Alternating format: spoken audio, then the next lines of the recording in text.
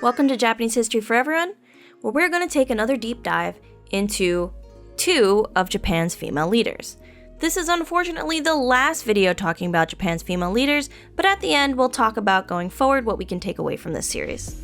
So these are the 2 empresses of the Edo period. If you watched my video of Empress Koken/Shotoku, you may have already learned that it was pretty common to have empresses heading the throne and wielding power up until about her reign, when she kind of ruined it for everybody.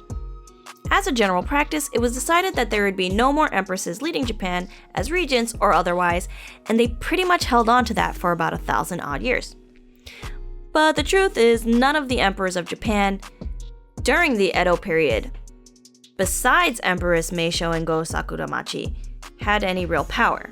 After the Genpei Wars and the establishment of the Kamakura Bakufu, power was moved from the emperor to the shogun, and the emperor was basically a figurehead. With that in mind, our first empress, in nearly a millennium, was also little more than a figurehead, but no more or less than the men before her. Born in 1624, Empress Meisho was the daughter of Emperor Go-Mizuno and his wife and empress consort Tokugawa Masako, the second daughter of Tokugawa shogun Tokugawa Hidetada. During this time, it was common for the emperor to abdicate in favor of their young child and maintain their influence from retirement. So this is what her father did, abdicating in favor of her when she was only 5 years old in 1629. Her name, Empress Meisho, was chosen to honor Empress Genmei and Empress Gensho. She continued to rule until 1643, when she abdicated in favor of her younger half-brother, Emperor Go-Komyo. Fast forward to the year 1740, where our final empress was born, the daughter of Emperor Sakuramachi, of who she would style her name after. So Emperor Sakuramachi had abdicated in favor of his son, Emperor Momozono, which is Empress Go-Sakuramachi's brother. But in 1762, Emperor Momozono became ill, and since his son was too young to inherit the throne, he instead chose his sister, Empress Go-Sakuramachi, as his successor. Her reign would last for only 9 years, when she would then abdicate in favor of her nephew, Go-Momozono. But Go-Momozono would also become ill and die after only 8 years at the young age of 21. Having never married and only having had children with a court lady, his 2 sons dying in infancy, leaving him with only a 10-month-old daughter. On his deathbed, Go-Sakuramachi convinced him to choose an heir from a distant cousin branch of the imperial family. This would be Emperor Kotaku, who was only 8. But guess who became his regent during his reign? Yes, Empress Go-Sakuramachi.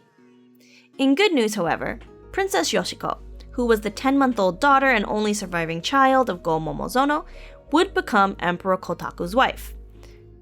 Don't worry, they're distantly related by this point.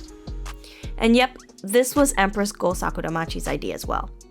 And while her 2 sons died in infancy along with 16 other children of Emperor Kotaku, she would adopt and raise the future Emperor Ninko, born to one of the emperor's concubines. So, as you can see, though Empress Meisho and Empress Go-Sakuramachi may have not held any true power over the country, they did have some agency over their positions within the imperial household. After Go-Sakuramachi, there'd be no more empresses of Japan.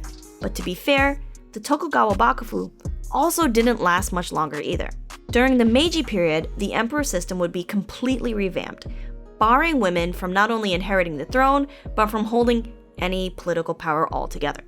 It would take many years of work, from Japanese feminist activists, and an entire world war before women would get the right to vote, and lift many of the restrictions that were codified during the Meiji era. Today, plenty of women are in Japanese politics.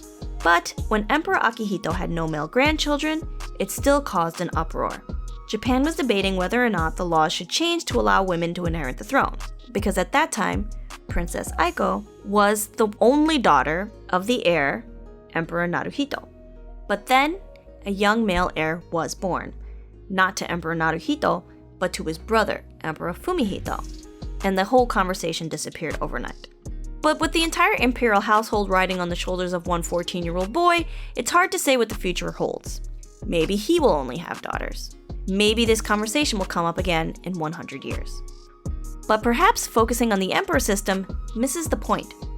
currently the role of emperor is once again a little more than a figurehead. So maybe it's even more important that we consider the possibility of a woman holding the true highest position of power in the country, that of the prime minister, a role that has so far also only been held by men. But I recently found out that the governor of Tokyo has been a woman since 2016. Her name is Yuriko Koike, and she was re-elected in 2020 in a landslide, winning 59% of the vote. It seems that she's also a Japanese nationalist, like Abe and the rest of the LDP, but she also really likes anime and cosplay. And once, she said she'd like to turn Tokyo into an anime land, so I guess there's that. Jokes aside, she's clearly popular, and years before becoming governor, she ran for the head of the LDP, Japan's most powerful political party, showing she does in fact have higher political aspirations. So, it's not too far off to say that she may try to become the prime minister one day. So we might see a female prime minister of Japan sooner rather than later. So that's it for today, and that's it for this series. And if you have any questions, comments, something you want to bring to this conversation, I would love to hear your opinions and thoughts in the comments below. Otherwise, we have more series that are going to be coming up, so please stay tuned for that. And like, subscribe, hit the notification bell so that you can be updated when the next video comes out. Thank you, and goodbye.